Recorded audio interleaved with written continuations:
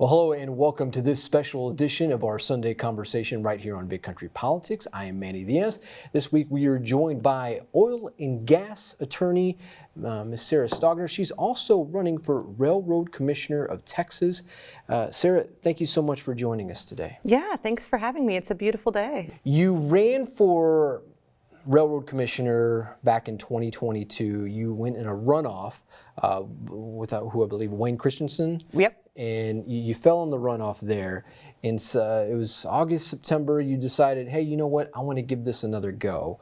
Tell me, what has kind of inspired you once more to run for this office? Okay, well, first let's talk about what the Railroad Commission does, right? They regulate oil and gas, intrastate pipelines, and surface mining for things like coal and lignite. And so they are, I think, actually the most powerful agency in the state of Texas. There's 3 of them, and they control oil and gas in the state of Texas. And so the same reason that I ran in 2022, which was I love this industry, and I realize how vital it is to our state economy, and not just that, national security. But at the same time, we have to do it the right way, and we have to protect all of our natural resources, including our air and our groundwater. So with that, so to do it all over again, because I mean, just to run for political office, that's one thing. But now you decided to throw your name in the ring again. What all kind of went into that there? You know, I think that one, the continued failures of me seeing that the things that I have problems with, the orphan wells, the lack of accountability for all operators, right? They really are picking winners and losers. It's crony capitalism. And so we've got to end that. And I have a need to continue to have my voice be heard, because I think I'm uniquely situated to understand the operational realities. I live in the middle of the oil and gas mecca of the Permian Basin, and I understand contractual issues, right? I'm an oil and gas attorney, so I understand how they're mitigating and contracting risk. And those 2 unique positions, I think, give me a real opportunity to bring about meaningful change that doesn't hamper our industry, that actually makes our industry stronger. And that's source agnostic, because we have 1,100 new people moving here every single day. The grid's not strong enough, right? We need all sources of energy. I say there's no such thing as an energy transition, it's energy expansion. And we need intellectual honesty about what it's going to take for us to power the future of Texas. Now you're challenging Christy Craddock. She is from Midland. At least that's what you said. You would like to say otherwise. Tell me about, who you're up against, and certainly what you're bringing to the table here. So I'm up against a political family. Her dad's Tom Craddock, right? He's the longest serving member in the Texas House of Representatives. He's been there over 50 years. And she's been in this position for 2 terms. They're 6-year terms. So she's been there 11 years. Next year will be her 12th. And, I really think that these are people who have personally profited. And if you look at their actual record, they are PR spokesmen for the industry, and they're not holding it accountable. They're personally profiting from the industry, not regulating it. And that's a problem. We need to be representing all Texans, not just those that are big campaign donors. You talk about accountability, and that's a big thing. Certainly what we see throughout all political realms there. Tell me, how would you hold, lawmakers, pretty much policymakers, just those in the oil and gas industry accountable for what they're doing? Yeah, well, my position is that we really don't need new regulations. We just need enforcement of the ones that we have on the books. So to start off with, my first priority when I get into office would be actually having public meetings. They're required to have public meetings, and right now they'll have 700 things on the agenda, and they take 28 minutes, right? There's absolutely no discussion about the issues, and that's what we need. I want to get in there, and when I get in there, they're probably going to take 2 or 3 days, because I'm going to actually ask questions about the things that are being ruled on. You live out in the Permian Basin. What are some of the things that you see out there that, and you deal with a lot of these litigations out there. What do you see that's I guess you can say troublesome, or something that's very concerning when it comes to this realm? I think right now what I'm worried about is the loss of good operators like Pioneer being bought out by super majors. and the dynamics of that market makes it really hard for small guys to compete. And so on the one hand, we've got super majors who understand that oil and gas is powering the world, but they're marketing with like, oh, we're going to run cars on green algae, right? I mean, like, let's be intellectually honest about what it takes. And then this morning's a perfect example. I was driving in from Monahans on I-20, and it smelled like H2S, rotten eggs, from on the ranch south of Monahans and all the way through Midland because it was really still this morning. So the windmills weren't running and the H2S wasn't getting blown away. And unfortunately, it's impacting people's health. Right? Like, we're a non-attainment area. The EPA is trying to get us into being officially declared a non-attainment area. We need to work on doing oil and gas the right way. And what I tell people is if it costs $100 a barrel to responsibly produce a barrel of oil, then we need to insist that it's done right. And then we let the market dynamics take care of supply and demand. But we're living on the credit of our grandchildren's fresh water and air. And we've got to put a stop to it.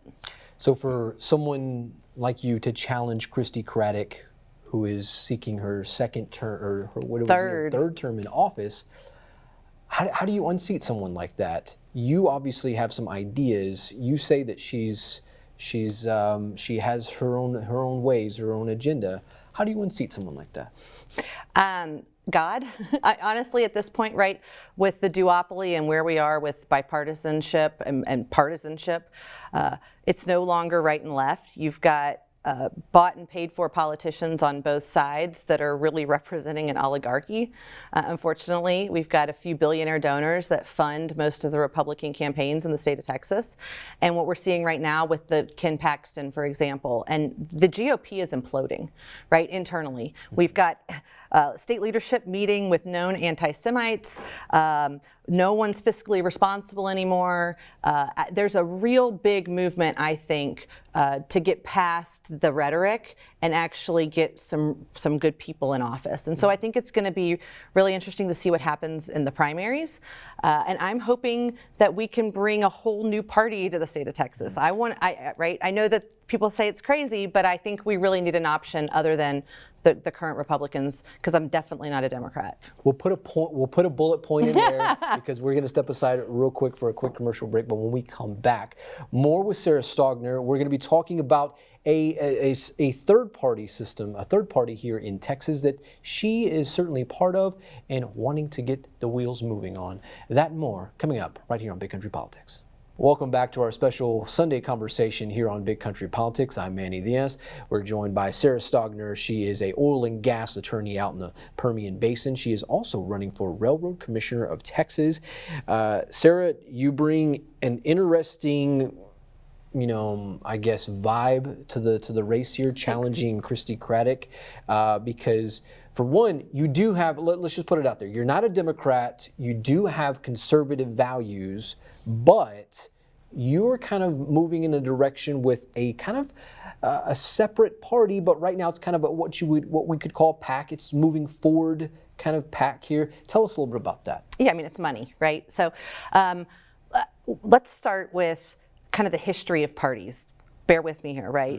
200 or 300 years ago, when we were going to elect our officials, we needed parties because we didn't have the ability to get on our iPhones, research candidates, what they stood for, their positions, the position that they were running for, and maybe prioritize, right? We needed to be able to say, okay, I'm fiscally responsible. I believe in limited government. I believe in personal property rights. Or I believe that the government should be bigger, and I think that they should take more control of our lives, right? I mean, I think there's been, and so what I'm hopeful for is that now in 2023, at a moment where right now we've got a Speaker of the House that we can't decide on at the federal level, internally the Texas GOP, we've got special sessions and senators and House of Representative folks and our Republican governor threatening to primary seventh generation Republicans, right? I mean, so yeah, I didn't change my beliefs overnight, just like the Dallas mayor didn't go to sleep a Democrat and wake up a Republican, right? At this point,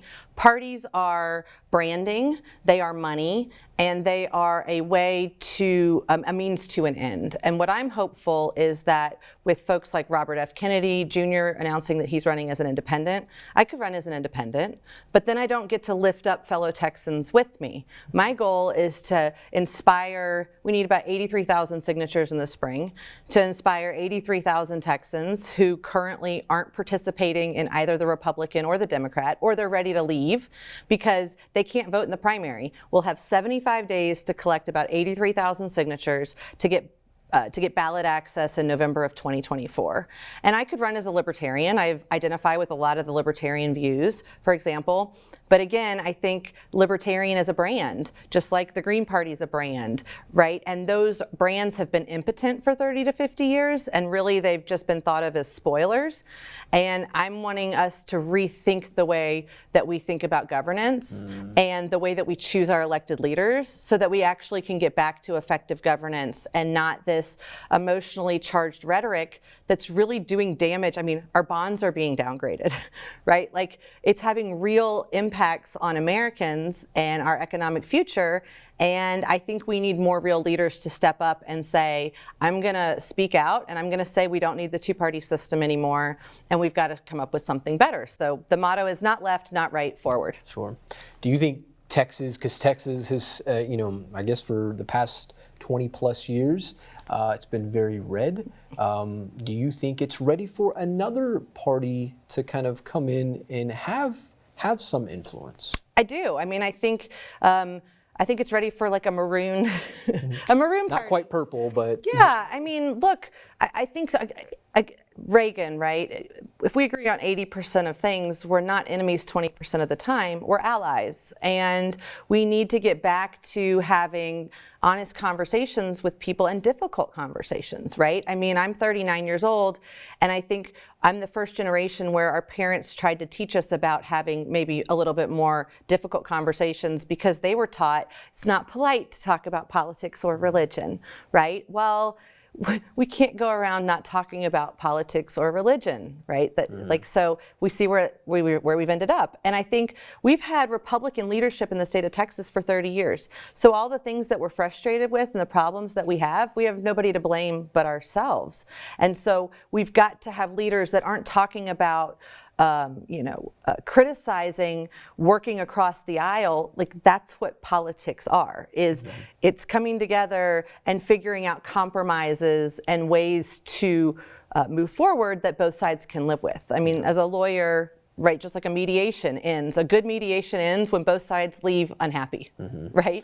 Well, certainly in the first time around the first election, one of your ads, it was very, I mean, a lot of folks in Texas, they know who you are because of that ad. Right. You were sitting on a pump jack, semi-nude. Yep. But it kind of stands to what you're kind of talking about here. You're wanting to do something different. How much of that how much flack have you caught for that? But on the other side of that, how much have you gotten where people were like, you know what, let me listen to her and let me see what she has to say? It's a marathon, right? And so when people say, well, why did you do it? I said, ask the media why it was successful, right? I mean, it made international news. I had people in France calling me saying, I've seen you, right? So look, work with what you're given. And I think if I didn't have the background and the brains to back that up, if I was just another pretty face, it would have been a publicity stunt and I would have faded into non-existence.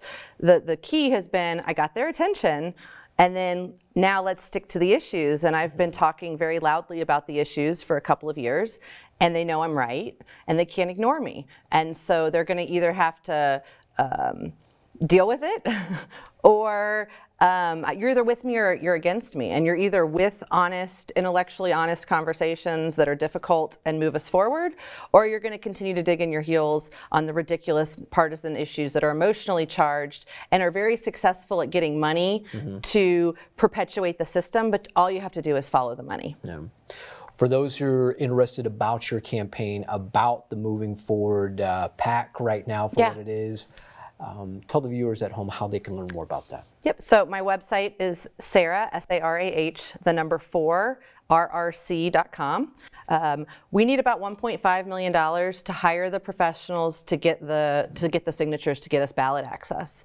And we're going to see.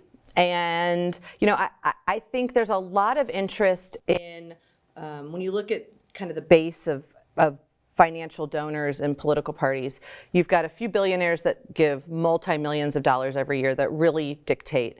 And then you've got grassroots. And the grassroots gets you people engaged, but you can't compete against the billionaires. And so I think we're going to need somewhere in the middle of folks like me who maybe say, I don't have $100,000 to get politically involved this year, but I've got 10,000. And if we got 150 people like me that are in their late 30s that are tired of the geriatrics in Austin and DC screwing it up for the rest of us, it's time for us to get involved. And we can no longer have the luxury of saying politics is for the crazies and I'm going to sit out. It's like, no, those of us that are doctors and lawyers and accountants and understand economic realities, we've got to get in and fix our governing. All right, for Sarah Stogner, I am Manny Diaz. This has been a special Sunday conversation right here on Big Country Politics. We'll see you next time. God bless.